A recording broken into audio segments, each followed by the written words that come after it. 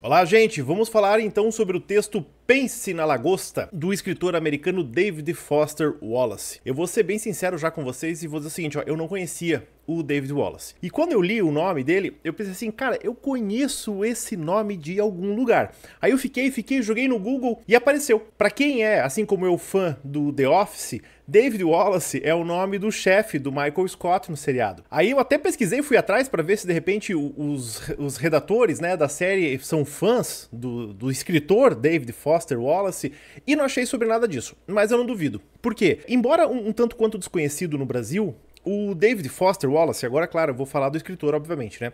Ele é um escritor bastante impactante na literatura americana. Então, além, óbvio, né, de alguns ensaios e dessa coluna que ele escreveu ali, que a UFPR trouxe pra gente esse ano, ele tem alguns livros publicados, e inclusive um dos seus livros, que em português ganhou o nome de Infinita Graça, é considerado um dos maiores romances americanos do século XX. Então é algo, assim, bem interessante. Novamente, eu não conhecia ele, fui pesquisar sobre ele, vi que ele é formado em literatura e filosofia, e com uma especialização em lógica modal e em matemática, passando por Harvard, inclusive. A formação dele mesmo é na Universidade do Arizona, mas depois passou por Harvard, enfim. Então ele é um pensador multicomplexo, multidisciplinar, e o pouco que eu li até agora, eu gostei bastante das coisas dele, e inclusive já comprei, né, mandei vir lá esse principal romance dele, o Infinita Graça. Quem sabe até nosso encontro ao vivo eu já tenha dado uma lida e a gente pode falar um pouco mais sobre isso. Mas esse texto que a Federal nos trouxe, ele é um artigo jornalístico, né, embora ele não seja uma reportagem, ele é um pouco mais longo,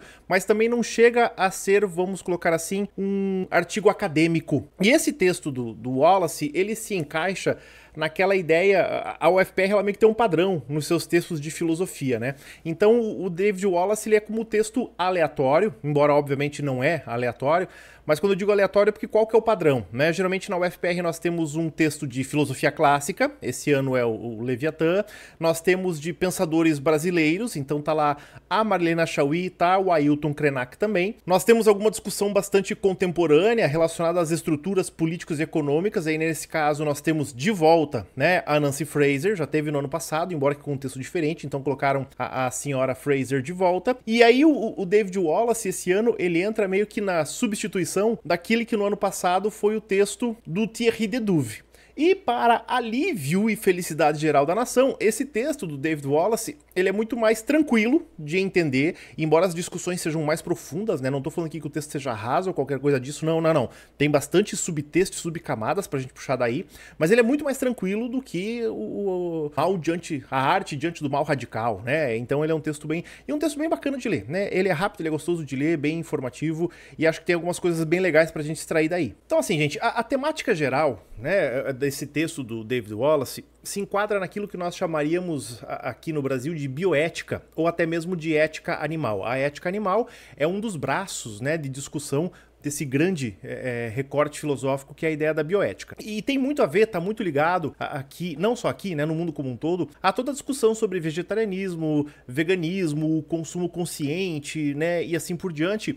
E o David Wallace, ele traz algumas questões bem interessantes, e aí conforme eu for discutindo um pouco do texto, eu vou seguir mais ou menos na linha do texto, eu vou puxando algumas dessas camadas que o David Wallace coloca pra gente. Esse artigo dele foi escrito por uma revista gourmet, vamos colocar assim, lá dos Estados Unidos, muito famosa, inclusive, que mandou no sentido profissional, né, que mandou ele lá analisar e conhecer o famoso Festival da Lagosta do Maine, né, que ocorre anualmente nos Estados Unidos, e é um grande festival gastronômico, e que é especificamente sobre lagostas, no caso, né, mas claro que isso dá pra estender a toda a ideia de consumo animal. E esse é um tema, né, embora assim seja a lagosta, que é uma coisa que não é tão comum pra gente aqui, mas acredito que independente de onde você esteja no Brasil, eu sei que eu tenho gente do Brasil todo aí me assistindo, festivais gastronômicos que envolvam a questão animal não são, assim, não é algo raro, né?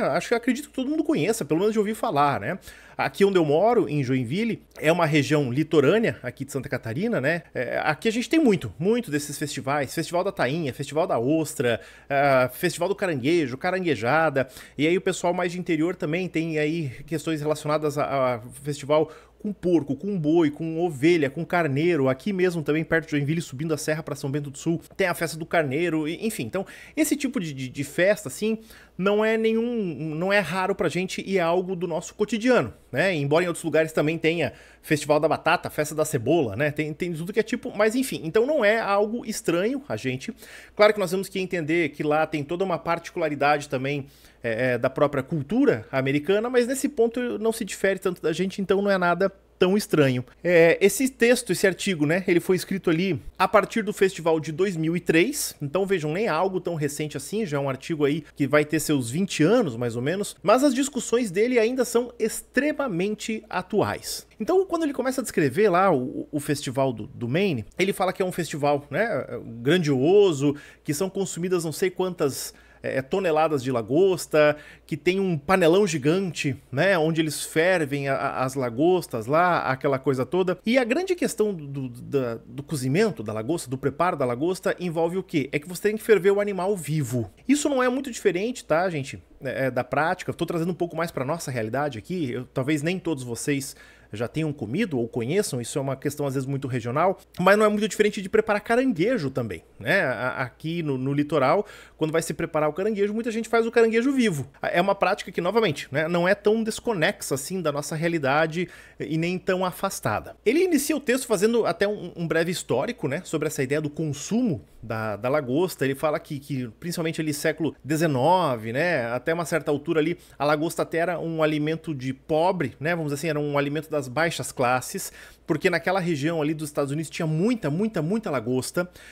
Dele até fala um negócio que eu achei interessante, que tinha uma determinada lei lá no século XIX, que estabelecia que as lagostas só poderiam ser servidas para prisioneiros, vejam só, né, imaginem a concepção que nós temos hoje do consumo da lagosta, né, mas só poderia ser servido para prisioneiros no máximo uma vez por semana, porque era meio que comparada a ratos, né, ou mesmo a lagosta também era muitas vezes utilizada, ela era moída e usada como adubo devido à abundância, né, do animal ali na costa dos Estados Unidos, aquela coisa toda, mas que depois passa por um processo também de refinamento, né? Eu também não preciso dizer isso para vocês, todos vocês sabem que a lagosta, ela é tida hoje como uma iguaria cara, né? É algo chique, né, comer lagosta. Nossa, você vai lá e come uma lagosta, assim, parece que você tá assim no outro mundo. Eu mesmo, vou ser bem sério para vocês, eu comi lagosta 2 vezes na vida e foi algo assim, nossa, né, tipo, tem toda uma cerimônia, toda uma discussão em torno disso. Claro que a oferta de lagostas aqui no sul também é um tanto quanto diferente, por causa da temperatura da água, né? Não é algo tão próximo aqui pra gente,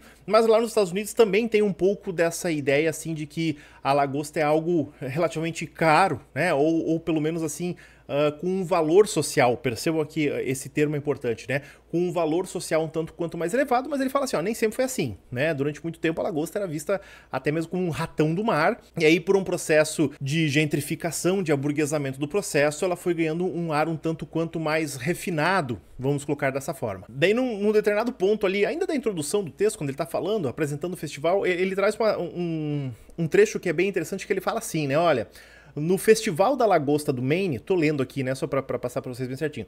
No Festival da Lagosta do Maine, a democratização da lagosta vem acompanhada por toda a inconveniência maciça e concessão estética da verdadeira democracia. É legal porque o David Wallace, nos seus escritos, ele sempre foi muito reconhecido pelo seu papel irônico, e aqui ele tá fazendo uma grande ironia, na verdade, né?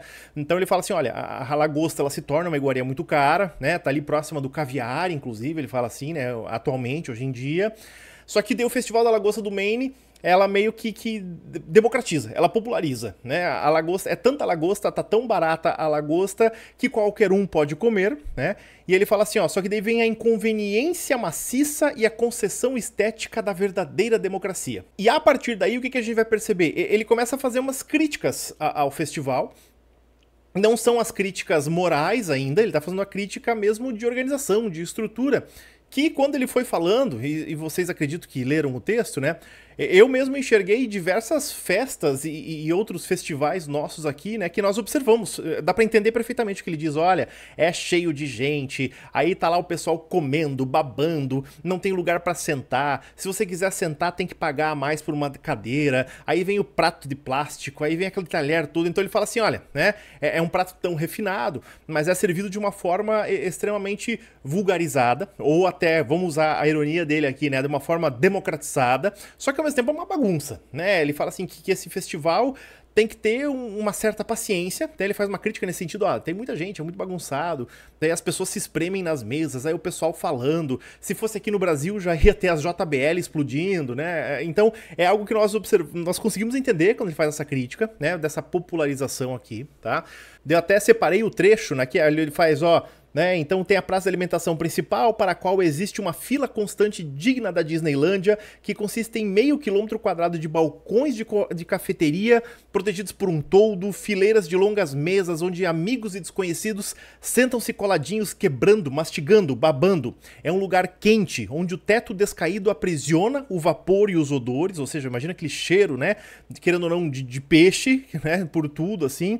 E sendo que esses últimos, né, os odores, ele tá falando, são fortes e apenas parte deles são dos alimentos, né? Ou seja, ele tá falando que fede, né, porque é tudo muito fechado, muito cheio de coisa, né? É um lugar barulhento e onde boa parte do barulho é em relação às pessoas mastigando e comendo. Ou seja, né, é um pequeno inferno, vamos dizer assim. Ele não usa essa palavra, isso é meu, mas vai mais ou menos por aí a ideia. E ele acaba classificando, então, a feira como ele diz assim, uma feira interiorana de nível médio, né? Então, como essas até que eu falei aqui também, nós temos diversas feiras interioranas, e isso aqui, novamente, gente, eu não tô falando de feira interiorana de uma forma pejorativa, não é uma crítica nem nada disso, né? São feiras que movimentam a economia dessas cidades, geram emprego, tem toda uma questão cultural ali implícita também e assim por diante, né? Dele, né, uma das primeiras críticas, uma das primeiras reflexões que ele traz efetivamente é um pouco sobre essa ideia do turismo também, né? E de como que esses festivais gastronômicos, eles massificam algumas coisas, né? Então ele fala assim, olha, né, tem lugar que o turismo, vamos pegar aqui mesmo o nosso exemplo de Brasil, talvez para entender um pouco o que ele falou, né? A gente pensa às vezes em turismo litorâneo, e a gente pensa assim em lugares um pouco mais simples, um pouco mais populares. Ao mesmo tempo existem lugares de turismo, né, onde você tem uma alta elite. Então vou pegar aqui um exemplo do litoral catarinense, mas que também é bastante compreensível para pessoas de outros lugares.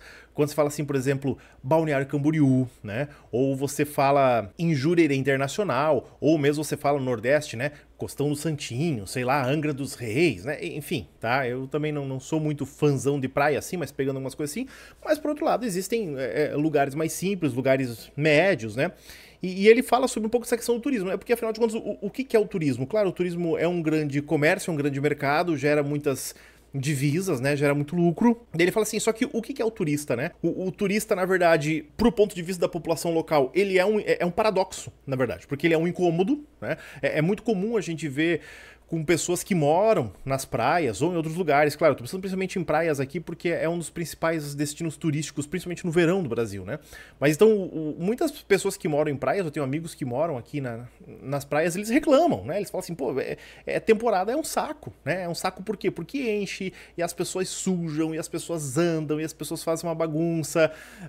Mas ao mesmo tempo, é aquilo que muitas vezes gera renda, né? Para muitos desses moradores. E o próprio turista, né? Porque quando você vai conhecer um lugar, principalmente hoje, com todo esse processo de gentrificação, de discussão urbana, você vai para um lugar, mas você não necessariamente realmente conhece aquele lugar, né? Você conhece o quê? Você conhece uma versão comercializada, uma versão estilizada daquele lugar, daí você depois ainda fala, eu fui para tal lugar, mas você não viveu como alguém daquele lugar, né? Até porque é uma experiência muito difícil, porque realmente para você se sentir parte de um lugar, para você compreender a fundo o que é ser de um determinado lugar, tem que passar anos, tem que se inserir nas dinâmicas sociais, assim por diante. Então ele já começa ali, né? Criticando um pouco dessa ideia do turismo, embora, claro, não seja essa a grande discussão do texto dele, mas ele começa mais ou menos por ali com essa ideia. Tanto que ele tem mais uma frase ali que eu achei muito interessante. Ele fala assim, olha, na condição de turista, você se torna economicamente significativo, mas existencialmente detestável, né? Porque, ou seja,